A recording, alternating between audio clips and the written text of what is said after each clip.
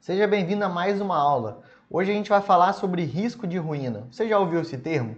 Risco de ruína é muito simples. São coisas que a gente não tem controle que pode afetar totalmente o nosso orçamento. Então a gente ali falou de organização financeira, receita de despesas, onde a gente tem controle. Então é possível aumentar o meu salário, não um controle total, mas é possível ter controle. Os meus gastos mensal, então eu posso escolher onde eu vou morar de aluguel, quanto que eu vou gastar de água, se eu vou ser um gastão de água, se eu vou gastar um pouco menos, energia, tudo mais.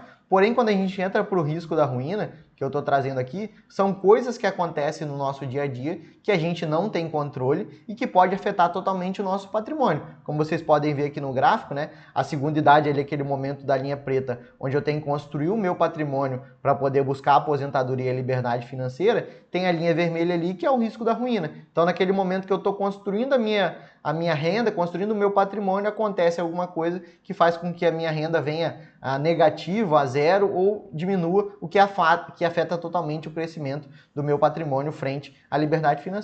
E esses riscos, eles são riscos muito simples, como por exemplo uma invalidez.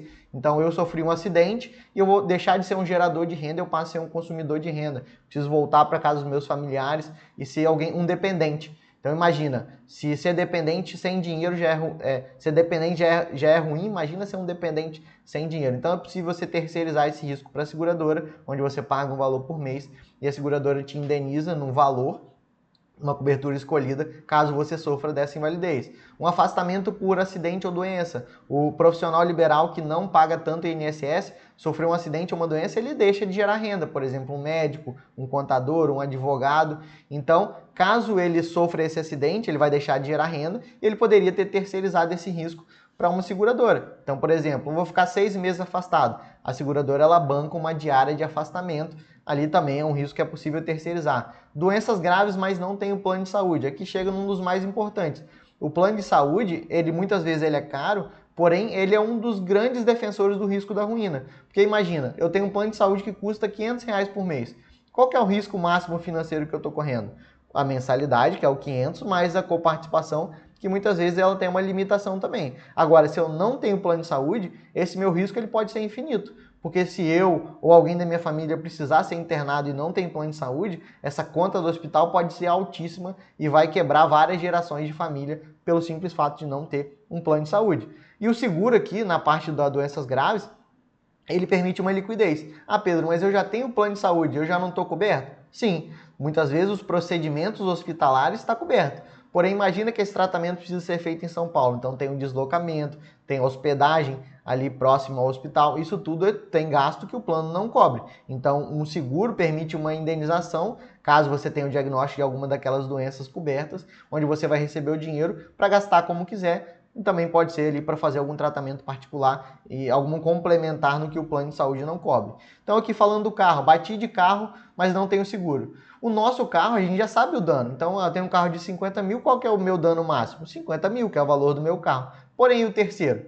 E se eu bater num carro que vale 300, 400 mil? Se eu bater num carro e ter uma pessoa ali, eu gerei um dano corporal, quanto que isso custa? Isso também pode ser um valor infinito.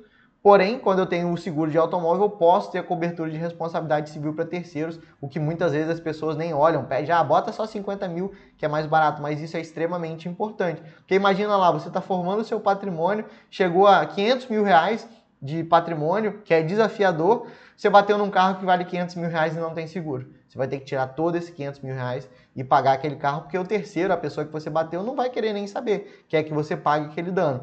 Então, na sua casa, você demorou a construir a sua casa ou está de aluguel ali e por algum motivo pegou um incêndio ou um dano elétrico, queimou uma televisão, queimou algum eletrodoméstico e você vai ter que comprar de novo, né? Então, de novo, você está ali formando o seu patrimônio, acontece isso, você vai totalmente a zero de novo, porque você vai ter que tirar o seu dinheiro para repor aquilo ali. E para quem tem filhos, para quem tem independente financeiro, o ausência precoce. Então vamos dar um exemplo aqui, o Pedro tem um filho de 2 anos e Pedro é o mantenedor da casa, né? A renda dele mantém a casa. Imagina que o Pedro venha a faltar, venha a falecer. Como é que vai ficar o filho? Então, nesse caso, o Pedro teria que ter uma cobertura de morte de 1 milhão, 2 milhões, 3 milhões. Caso o Pedro venha a faltar, a família recebe o dinheiro para arcar com as despesas no decorrer desse momento ali que o Pedro seria o mantenedor daquela família. Então, quando a gente fala de seguro de vida, não é só cobertura de morte. Aqui eu até deixei por último, porque as outras coberturas de seguro de vida em vida também são essenciais. E no caso algum de um processo de responsabilidade civil, um médico, um contador, um advogado, um corretor de seguros que sofra algum processo de responsabilidade civil, ele pode colapsar totalmente o patrimônio dele. Então, estou lá trabalhando, tive um processo, preciso contratar um advogado, indenizar um cliente, e aí eu vou de novo com esse patrimônio todo a zero. Você já tinha parado para pensar e olhar sobre os riscos da ruína e como eles são relevantes na nossa vida? Eu preciso sempre analisar qual o valor desses seguros. Então aqui o intuito é trazer para vocês os conceitos para que vocês possam buscar alternativas.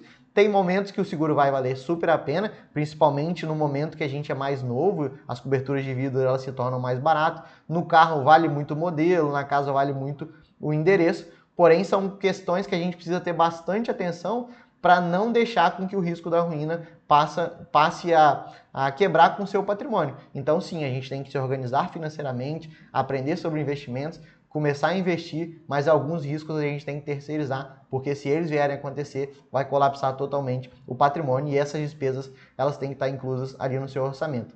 Tem alguma dúvida sobre risco da ruína? Pode comentar aqui embaixo que eu vou respondendo as dúvidas no decorrer do curso.